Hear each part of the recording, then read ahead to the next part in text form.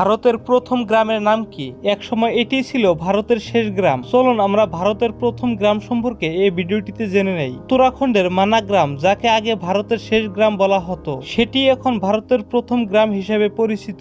উত্তরাখণ্ডের ছোট্ট একটি গ্রাম মানা পর্যটকদের কাছে এটা ভারতের শেষ গ্রাম হিসেবে পরিচিত ছিল। তবে গত বছর বর্ডার রোড অর্গানাইজেশন এই গ্রামের বাইরে নতুন এক সাইনবোর্ড বসায়। তাতে লেখা ভারতের প্রথম গ্রাম। বদ্রীনাথ থেকে মানা গ্রামের দূরত্ব মাত্র 3 কিলোমিটার। 2011 সালের জনগণনা অনুযায়ী এই গ্রামে মোট 558টি পরিবার রয়েছে। মোট 1214 জনের বাস ছিল এই গ্রামে। মূলত মারসা এবং ভুটিয়া জনজাতির মানুষরাই থাকেন এই গ্রামে। সমুদ্রপৃষ্ঠ থেকে প্রায় 3200 মিটার উচ্চতায় অবস্থিত মানা গ্রাম। শীতকালে পুরো বরফের চাদরে ঢাকা পড়ে যায় এই গ্রাম। তাই সেই সময় এই গ্রামের গোটা জনসংখ্যা নিচে নেমে আসে। বন্ধুরা, যদি ভিডিওটি ভালো লাগে থাকে তাহলে লাইক করবেন, শেয়ার করবেন, আর চ্যানেলটিতে নতুন এসে থাকলে সাবস্ক্রাইব করে বেল নোটিফিকেশনটা অন করে রাখবেন।